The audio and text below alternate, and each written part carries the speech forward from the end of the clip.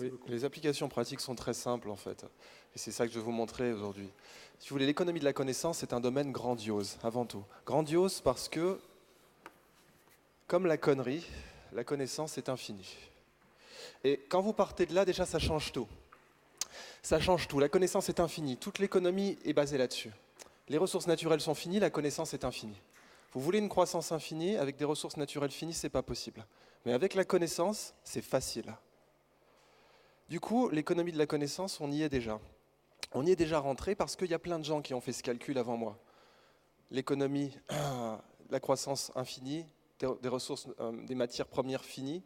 Mais si on base la croissance sur la connaissance, on peut avoir une croissance infinie. Jimmy Carter, par exemple, dans les années 70, dit clairement, écoutez, si vous voulez qu'on ait une croissance infinie, alors qu'on est en plein choc pétrolier, il ne faut plus que le dollar soit la monnaie du pétrole, de l'or, du blé, mais il faut que le dollar soit la monnaie de la connaissance. Peu de temps après, ça allait donner l'avènement de la Silicon Valley. Ça allait rendre célèbre cette doctrine, si vous voulez. En 1984, Steve Jobs rencontre François Mitterrand pour lui parler d'économie de la connaissance et lui dit « Vous devez savoir, monsieur le président, une chose très simple, c'est que le baril de pétrole de demain, ce sont les logiciels. » Donc à son niveau, il lui dit exactement la même chose. La connaissance, c'est le baril de pétrole de demain. Cette politique, si vous voulez, elle va se poursuivre. Quand Barack Obama, par exemple, nomme comme ministre de l'énergie, non pas un vieux briscard du pétrole comme ça avait été la tradition avant, mais un geek, un prix Nobel de physique, qui n'y connaît rien en pétrole, mais qui s'y connaît en connaissance. Et pourquoi il fait ça ? Parce que la connaissance mondiale, elle explose, elle double tous les 9 ans. Il faut trouver des nouveaux moyens de la transférer, parce que nos méthodes de transfert sont mauvaises. Même cette présentation, elle est essentiellement verbale, et le langage, c'est un moyen très défaillant de transférer la connaissance. Le langage, c'est très bas. Vous avez peut-être les vidéos, c'est déjà un peu mieux. Les jeux vidéo, c'est encore mieux. Et c'est comme ça que la Corée transfère la connaissance déjà. La Corée a un ministère de l'économie de la connaissance, entier. Et quand elle doit transférer la connaissance de la robotique, elle n'écrit pas des programmes scolaires, elle n'écrit pas des communiqués de presse, elle crée un parc d'attractions, Roboland, dont le robot Einstein ici est la mascotte. Pourquoi ? Parce que la connaissance mondiale explose et que tous les pays au monde, s'ils sont futés, cherchent à respecter cette équation. Les flux de connaissances doivent être proportionnels à la croissance de la connaissance. Pour l'instant, ce n'est pas le cas. La connaissance explose, mais nos modes de transmission n'explosent pas. Alors, il y a des solutions à ça. Comme le CERN, qui est entre la Suisse, l'Italie et la France, la connaissance, elle est collégiale. C'est-à-dire qu'elle est partagée par tout le monde. Chacun en a un petit morceau. Et ça a une conséquence immédiate. Cette conséquence, c'est que si nous n'apprenons pas en groupe, nous n'apprendrons plus du tout. Ça veut dire qu'à l'avenir, le mot expert ne devra pas exister pour flatter l'ego d'un individu, mais le mot expert, dans le dictionnaire, devra désigner un groupe. Les règles de l'économie de la connaissance, en fait, elles sont très simples. Par exemple, là, on est en train de faire une transaction de connaissance. Qu'est-ce que c'est qu'une transaction de connaissance ? C'est je vous donne de la connaissance et vous me donnez de l'attention. La monnaie de l'économie de la connaissance, c'est l'attention et le temps. Et c'est ce que dit cette équation magnifique et très simple. Les flux de connaissances sont proportionnels à l'attention multipliée par le temps. Les conséquences de cette équation sont grandioses. Vous savez pourquoi ? Parce que là-dedans, ce que ça dit, c'est que le pouvoir d'achat dans l'économie de la connaissance ne dépend que de vous. L'économie de la connaissance, c'est la seule dont le pouvoir d'achat ne dépend que de vous. C'est-à-dire que chaque homme sur Terre naît avec du pouvoir d'achat en économie de la connaissance. Alors que dans l'économie de marché ou l'économie des matières premières, chaque homme sur Terre ne naît pas avec du pouvoir d'achat. Mais nous avons tous du temps et de l'attention. Et avec ça, on peut acheter de la connaissance. Ça change déjà la totalité de l'économie. Les autres règles de l'économie de la connaissance aussi sont des game changers. Vous prenez la première règle, les échanges de connaissances sont à somme positive. Qu'est-ce que ça veut dire ? Ça veut dire que si je vous donne de la connaissance, elle est toujours à moi. Alors que si je vous donne 10 €, ils ne sont plus à moi. Deuxième règle, dans cet ordre, les échanges ne sont pas instantanés. Je peux vous donner 10 € de la main à la main, ça c'est instantané, mais cette conférence, elle prend du temps. Et ça aussi, ça change tout. Enfin, les échanges de connaissances ne sont pas linéaires. Ça veut dire que savoir A et B ensemble, c'est beaucoup plus que savoir A tout seul et savoir B tout seul. Et ça, pareil, ça n'a rien à voir avec l'économie du capital, parce qu'avoir 10 € et 20 € ensemble, c'est exactement pareil que d'avoir 10 € et 20 € séparément. Une autre dimension fascinante de l'économie de la connaissance, c'est qu'elle contient tout le développement durable.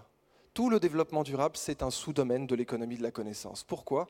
Parce que la nature est une bibliothèque, pleine de solutions. Vous voulez des nouveaux modes de gouvernance ? Observez les termitières et les fourmilières, vous en aurez. Vous voulez des moyens de dépolluer les sols ? Observez les champignons. Avec la mycorémédiation, on sait maintenant dépolluer les sols, des polluants organiques. Et peut-être même plus tard, dépolluer les polluants nucléaires. Mais cette bibliothèque qu'est la nature, on l'a brûlée au lieu de la lire. Ça, c'est la révolution industrielle. On s'est cru intelligent parce qu'on savait brûler les livres, les mettre dans nos machines à vapeur, plutôt que de les lire. Et mieux que ça, on a méprisé les peuples qui étaient analphabètes, mais qui savaient lire cette bibliothèque. Pensez à la mission civilisatrice de la France. Au fond, qu'est-ce que c'était la mission civilisatrice ? C'était la mission industrialisatrice. C'est tout. La civilisation qu'on apportait, c'était la révolution industrielle. Et cette révolution industrielle, c'était dire à des natifs, qui en Australie, qui en Amazonie, qui en Algérie, qui ne savaient pas lire, mais qui savaient lire la nature, de leur dire « brûlez ces livres-là, nous ne savons pas les lire, mais ce n'est pas important ». La révolution industrielle, elle a fait beaucoup de mal aussi à l'économie de la connaissance en général, pas qu'à la nature, qui est donc notre bibliothèque universelle. Elle a fait beaucoup de mal à l'économie de la connaissance parce qu'elle est passée d'un transfert de connaissances basé sur l'amour, comme c'était le cas à la Renaissance, on aimait la connaissance avant de l'apprendre, à un transfert de connaissances qui ressemble précisément à ça. Ça, c'est nos transferts de connaissances actuels. Le gavage. Dans l'éducation industrielle, on ne considère pas qu'il faut aimer savoir-faire, love can do, le mantra de la Silicon Valley. Bien au contraire, vous avez des laudois qui arrivent dans le système éducatif, on a un volume de connaissances à leur injecter, qu'elles l'aiment ou qu'elles ne l'aiment pas, ce n'est pas le problème. Ce volume de connaissances doit être injecté à l'année et le lot doit circuler. Ça, c'est les transferts de connaissances de l'ère industrielle. Ils ne sont pas basés sur l'amour de la connaissance. Or, je vous ai dit, rappelez-vous, la devise de l'économie de la connaissance, c'est l'attention multipliée par le temps. Vous ne donnerez jamais autant d'attention et de temps que si vous êtes amoureux. À une personne ou à une connaissance, c'est la même chose. Vous ne donnerez jamais autant d'attention et de temps que si vous êtes amoureux. Aussi, pour qu'on tourne la page de cette ère industrielle qui, d'un point de vue des échanges de connaissances, a été une erreur pour nous, d'abord parce qu'elle brûlait la nature, notre bibliothèque commune, mais aussi parce qu'elle n'incitait pas à aimer la connaissance avant de l'absorber, eh bien moi, je vais vous garantir là que si jamais vous êtes amoureux d'une connaissance, votre apprentissage va être jalonné par des étapes très simples, qui sont résumées par ce diagramme. 5, 50, 500, 5000, peut-être 50 000.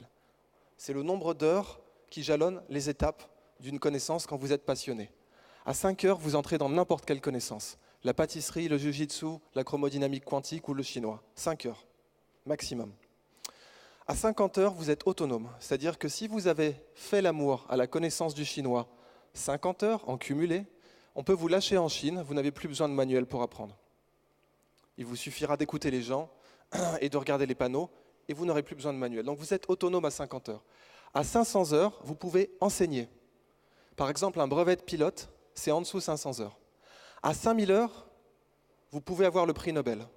Il y a des prix Nobel de littérature qui ont passé moins de 5000 heures cumulées à écrire leurs œuvres. Enfin, à 50 000 heures, là c'est un vrai mariage, ça fait 17 ans à 8 heures par jour. À 50 000 heures, vous avez trouvé l'amour de votre vie dans le monde de la connaissance, et donc les prix Nobel, les notes, etc., c'est plus votre problème. Vous êtes ce que les Japonais appellent un trésor national, et ce qu'on peut en fait appeler, nous, un trésor pour l'humanité. Très peu de gens atteignent ce niveau, mais ça, c'est le sommet de l'économie de la connaissance. Vous êtes tombé amoureux d'un domaine, vous avez cumulé 17 ans de votre vie, vous y avez consacré 17 ans de votre vie, et beaucoup plus que heureux, vous êtes devenu un trésor pour l'humanité. Alors vous voyez, l'économie de la connaissance, c'est très simple en fait. Et ça change complètement le monde. Et je vous rappelle vraiment cette dimension fascinante du point de vue du développement. C'est la seule économie dont le pouvoir d'achat ne dépend que de vous. Merci beaucoup.